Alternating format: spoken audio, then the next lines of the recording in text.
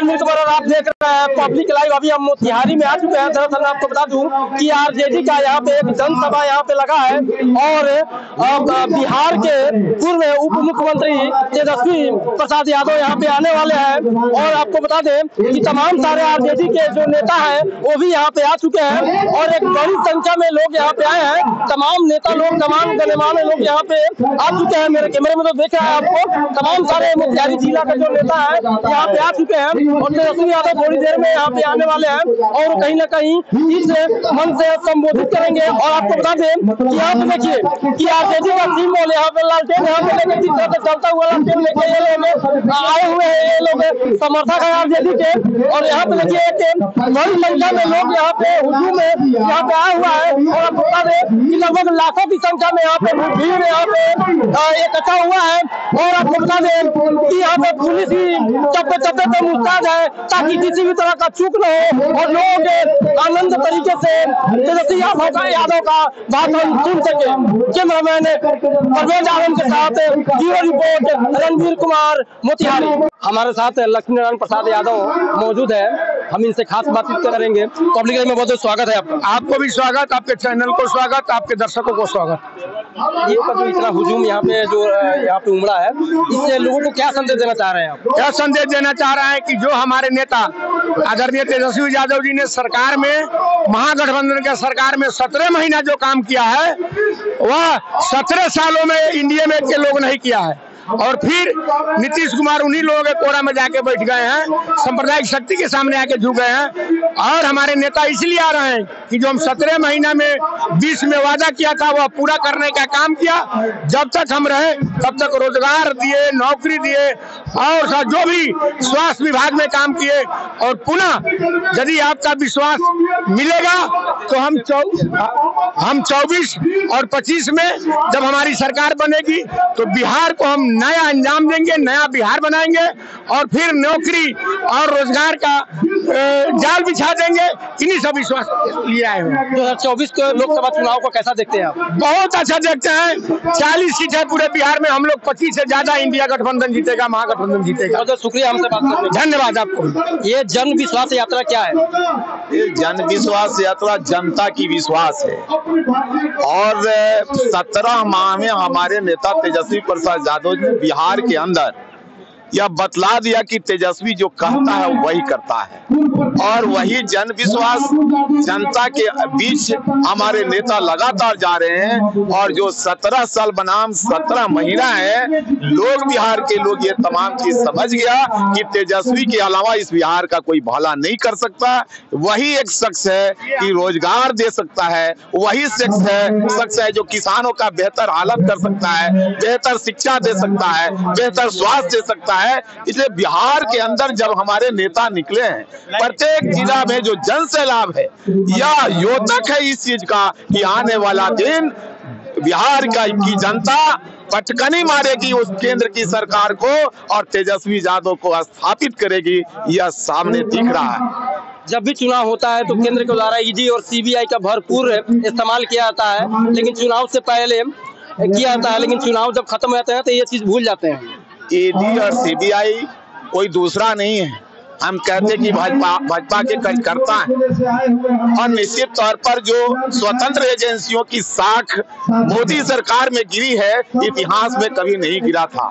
इसलिए निश्चित तौर पर ईडी और सीबीआई अब देश के अंदर जो भी प्रखर नेता हैं वह निश्चित तौर पर इस माध्यम से उनको तबाह करने का, लोकतंत्र को खत्म करने की प्रयास लगातार जो केंद्र सरकार कर रही है। लेकिन इससे हमारे नेता न डरे थे न डरने वाले हैं। जनता उनके साथ है और जनता के भला के लिए लगातार चल रहे हैं। देश का रीढ़ कहा जाता है, किसान है, लगातार आंदोलन कर रहा है लेकिन सरकार को जू तक नहीं रेंग रही है। किसकी बात कर रहे हैं? दिल्ली के धरती पर उतने किसान आत्महत्या किए, उनको मारा गया, उस समय यह केंद्र की सरकार मुक्त दर्शक रही और ईडी के द्वारा किया गया। और जो बेहतर किसान जो है, किसानों की बात कर रहे हैं, उनको ईडी के माध्यम से फंसाया जा रहा है। इसलिए किसान संकल्पित है और ठान लिया है कि देश के अंदर से भाजपा को भगाना है और ईडी सीबीआई चाहे जितना इस्तेमाल कर ले, बिहार और देश की जनता इन्हें माफ करने वाली नहीं है। बहुत शुक्रिया। से बात करें। धन्यवाद। नाम और डेजिग्नेशन अपना बता दीजिए। मेरा नाम डॉक्टर अनवर आलम हुआ, पूर्व विधायक आरा और अभी प्रदेश के अध्यक्ष अल्पसंख्यक प्रकोष्ठ बिहार के। 2024 के चुनाव को आप कैसे देखते हैं? 2024 का चुनाव दो धारा में होगा। एक धारा होगी जो हिंदुस्तान के आइन को बचाना चाहती है, हिंदुस्तान की जमहूरियत को बचाना चाहती है, हिंदुस्तान के तिरंगे को बचाना चाहती है, हिंदुस्तान में माँ बहनों की इज्जत आबरू को बचाना चाहती है, किसानों को रोजगार बीज मुहैया कराना चाहती है, बेरोजगारों को रोजगार देना चाहती है और तमाम जो हिंदुस्तान में सामाजिक न्याय में बसने वाले लोग हैं, जो आदरणीय लालू यादव के चाहने वाले लोग हैं, उनकी धारा चल रही है। दूसरी धारा है जो हिंदुस्तान में बंच ऑफ थॉट को मानती है, जो मनुस्मृति को मानती है, जो हिंदुस्तान के आइन को नहीं मानती, हिंदुस्तान की जमहूरियत को नहीं मानती। हिंदुस्तान में हरियाणा में नूह में जो महिलाओं के साथ चीरहरण हुआ उसको मानती है, वैसी धारा के खिलाफ बोल बंद है। अम्बेडकर बनाम मनुस्मृति, अम्बेडकर चाहने वाले लोग भाई तेजस्वी के नेतृत्व में जो 17 साल बनाए, 17 महीना का कार्यकाल रहा है भाई तेजस्वी का, जो उन्होंने अपने घोषणा पत्र में वादा किया था कि मैं पहली कलम से 10 लाख रोजगार दूंगा, उसका गवाह है गांधी मैदान।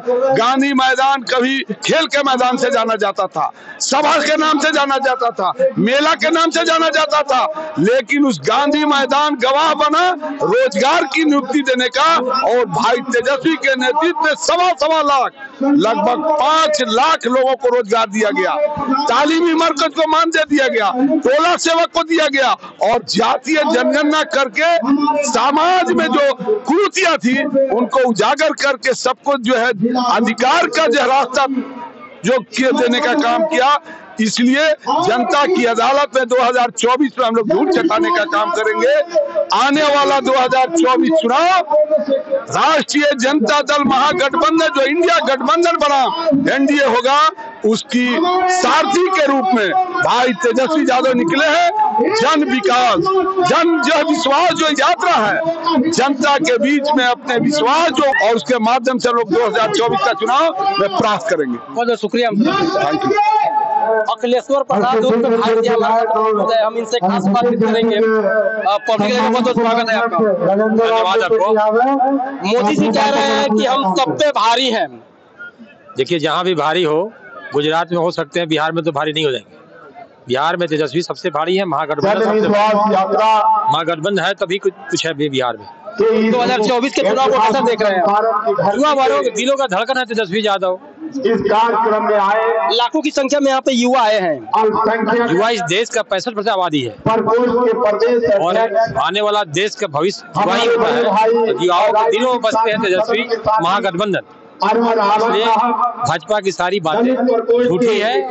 वो लोग बस जोड़ करके तोड़ ताड़ करके पैसा के खेल खेलकर अपना सरकार बनाते हैं, सरकार चलाते हैं और कोई बात नहीं। भारतीय इतिहास में ऐसा पहली बार है कि बिहार के मुख्यमंत्री नीतीश कुमार ने 9 बार शपथ ग्रहण लिया है। एक अपने आप में एक इतिहास है, लेकिन विकास को किस तरह से आप देखते हैं? विकास जो 17 महीना महागठबंधन देखिए, यहाँ के सबसे ज्यादा जरूरी है लोगों को रोजगार।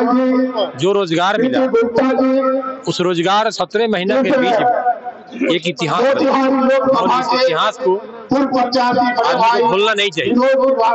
खासकर युवा वर्ग कभी नहीं भूलेगा जो बेरोजगारी के दौर से निकलकर रोजगारी के दौर में आए हैं। लोगों के जेबों में जब पैसा जाए तो मार्केट चलेगा, बाजार चलेगा। शुक्रिया बात करने। ताकत मेरा जनता, भरोसा मेरा जनता, A to Z का विश्वास मेरा जनता। इसीलिए हम इस यात्रा में हमने नाम रखा है जन विश्वास यात्रा का। तो आप लोगों का पूर्वी चंपारण की जनता, चाहे बुजुर्ग हो नौजवान हो, 10 साल आपने नरेंद्र मोदी जी को दिया और कई टर्म से मोतिहारी की जनता ने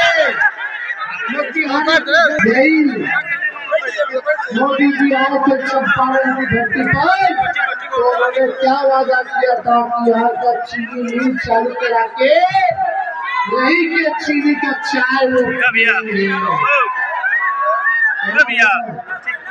आप दिल पे हाथ रख के बोलिए इतने साल से भाजपा का सांसद है, इतने साल से बीजेपी की सरकार है केंद्र में, 17 महीने छोड़ दीजिए तो राज्य में उनकी सरकार थी। आपके लिए पूर्वांचल उत्पादन के लिए कौन सा नया उद्योग लगा दिया, कौन सा नया कारखाना लगा दिया, क्या किसानों के लिए आय दोगुना किया कि नहीं किया? हमारे जितने किसान थे गन्ना के, उनके लिए क्या किया? प्लांट रोका कि नहीं रोका? नौकरी दिया कि नहीं दिया? यही वादा करते थे कि हर साल 2 करोड़ परिवार को नौकरी देने का काम करेंगे, रोजगार देने का काम करेंगे। आज 10 साल हो गया, बताओ 20 करोड़ रोजगार देना था, उन्होंने रोजगार तो दिया नहीं, बल्कि रोजगार को छीनने का काम किया। भारत सरकार में अब बहाली काम मिल रहा है, चाहे रेलवे हो गया, चाहे आर्मी का हो गया, अब तो सब कुछ डिजिटल कर दिया गया, नौकरी नहीं खत्म कर दिया गया। तो इसलिए आप सब लोगों के बीच आए हैं, आप सब लोग चाहे इस मंच पर अगर आप देखिएगा तो हर जाति के लोग एक मौका दीजिए, साथ दीजिए, आपके